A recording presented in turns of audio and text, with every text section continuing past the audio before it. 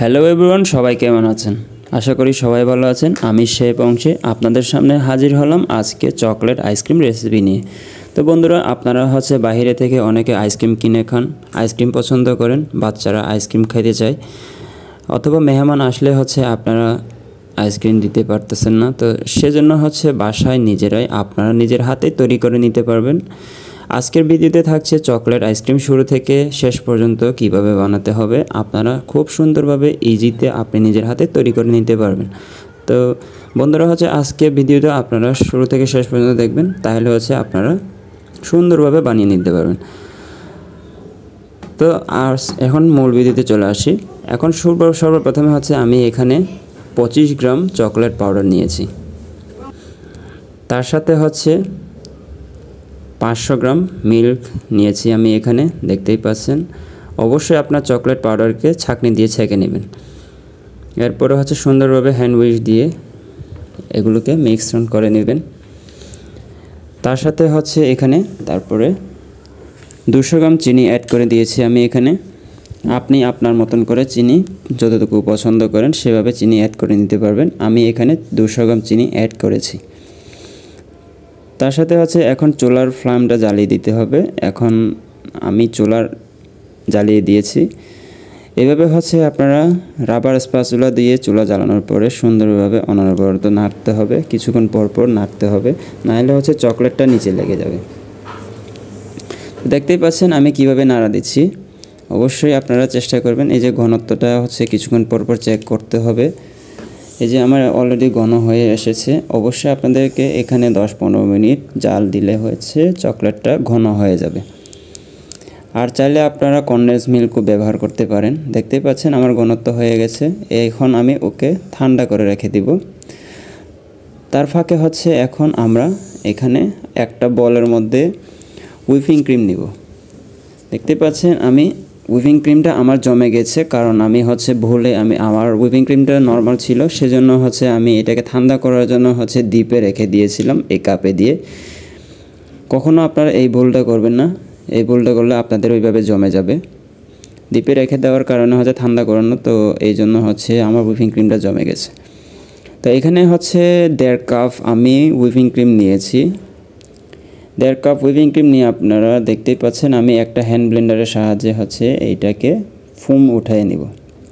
তো আপনারা সুন্দরভাবে এভাবে ফোম তুলে নিতে পারবেন একটা হ্যান্ড ব্লেন্ডারের মাধ্যমে। তো দেখতেই পাচ্ছেন কত সুন্দর ফোম উঠে গেছে। 3 থেকে 4 মিনিট সময় লাগবে আপনাদের এই ফোমটা ওঠানোর জন্য। দেখতেই পাচ্ছেন কত সুন্দরভাবে ফোমটা উঠে গেছে। তো অবশ্যই ব্লেন্ডারের পাওয়ারটা আপনারা মিডিয়ামে দিয়ে চালাতে হবে, বেশি পাওয়ার দিবেন না। এরপরে এখন আমার ফোমটা হয়ে গেছে। এই যে দেখতেই পাচ্ছেন আমার চকলেটটাও ঠান্ডা হয়ে গেছে এদিকে। এখন আমি চকলেটটাকে নাড়াচাড়া করে দেখাচ্ছি আপনাদেরকে। দেখতে পাচ্ছেন ঘনত্ব কতটুকু হয়েছে।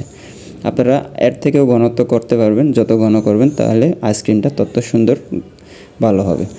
এখন আমি চকলেটটাকে ফোমের মধ্যে ঢেলে দিব। যে ফোমটা আমি করে রেখেছি বলের মধ্যে, এই ফোমের মধ্যে আমি এখন এই চকলেট সিরাপটাকে ঢেলে দিচ্ছি। দেখতেই পাচ্ছেন কত ঘন হয়েছে, সুন্দর হয়েছে কালারটা চকলেটটা। তো আপনারা চাইলে এটার আর একটু ঘন করে নিতে পারবেন। আমার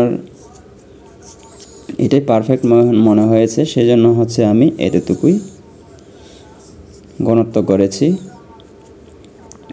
যদি আপনারা ঘনত্ব বাড়িয়ে দেন তাহলে চকলেট আইসক্রিমটা আর একটু থিকনেস হবে, তাহলে আরও বেটার হবে আমার দিক দিয়ে। তো এখন এইটাকে মিশ্রণ করার পরে আবার আপনারা হ্যান্ড বিটার দিয়ে মিডিয়াম পাওয়ার দিয়ে আবার বিট করে নেবেন। দেখতেই পাচ্ছেন কত সুন্দরভাবে ফোম উঠতেছে। এখানে 1.5-2 মিনিট আপনারা যদি বিট করে নেন তাহলে সুন্দরভাবে ফোম উঠে যাবে। দেখতেই পাচ্ছেন আমি কত সুন্দরভাবে ফোম উঠে নিয়েছি। তো আপনারা অবশ্যই এইভাবে বাসার মধ্যে ট্রাই করবেন। কত সুন্দরভাবে বানিয়ে দেখাচ্ছি আপনাদেরকে। এইভাবে যদি আপনারা আমার রেসিপিটা ফলো করেন তাহলে আপনারা নিজেরাই বাসার মধ্যে খুব সুন্দরভাবে আইসক্রিম তৈরি করে নিতে পারবেন। আইসক্রিম বানানো কোনো কঠিন কাজ না, যে কোনো কাজ হচ্ছে খুব ইজি। আপনাকে একটু পরিশ্রম করতে হবে, আপনার ইচ্ছা শক্তি থাকতে হবে, যে কোনো কাজকে ভালোবাসতে হবে, তাহলে হচ্ছে আপনারা সেই কাজে সফল হতে পারবেন।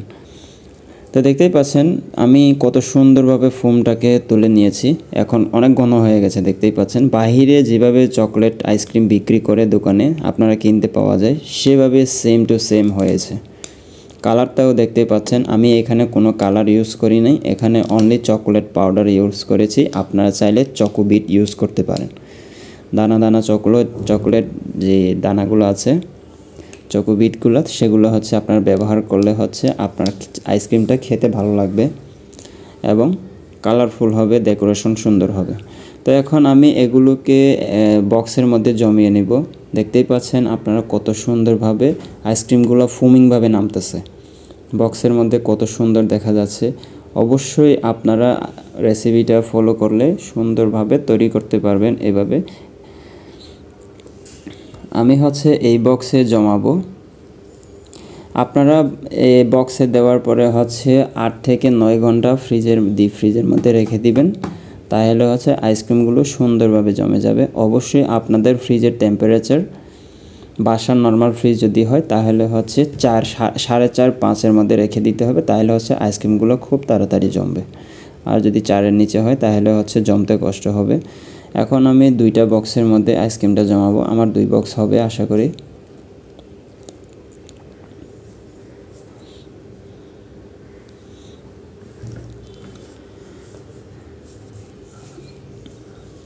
এখন হচ্ছে আমি আরেকটা বক্সের মধ্যে এই আইসক্রিমটাকে ভরে নিয়েছি। দেখতেই পাচ্ছেন আমার 2টা বক্সের মধ্যে ছোট একটা বক্সের মধ্যে যেটা হয়েছে ওইটা আমি আরেকটা বক্সে নিয়ে নিয়েছি। আরেকটু আমার থেকে গিয়েছে, সেটা আমি আলাদা বাটিতে করে নিব। এখন হচ্ছে আমি 9 ঘন্টার পরে ফিরে আসলাম আপনাদের এখানে। দেখতেই পাচ্ছেন কত সুন্দরভাবে আইসক্রিমগুলো জমে গেছে। তো এই আইসক্রিমগুলো হচ্ছে এইভাবে হয়ে থাকে, অনেক সুন্দর। দেখতেই পাচ্ছেন স্কুপ করার ভিডিওটা আসলে আমার ভিডিও করা হয় নাই, মোবাইল মেমোরি ফুল হয়ে যাওয়াতে হচ্ছে তখন কেটে গিয়েছিল ভিডিও, সেটা স্কিপ হয়ে গেছে। দেখতেই পাচ্ছেন কত সুন্দরভাবে স্কুপ হয়েছে, আইসক্রিমগুলো কত সুন্দর হয়েছে। আপনারা অবশ্যই ঘরের মধ্যে একবার ট্রাই করবেন, তাহলে হচ্ছে আপনারা এরপরে অবশ্যই আপনারা কমেন্টের মধ্যে জানাবেন আপনারা কিভাবে তৈরি করতে পেরেছেন। সো ভিউয়ার্স, এখানে শেষ করছি। সবাই সুস্থ থাকবেন, ভালো থাকবেন, টাটা।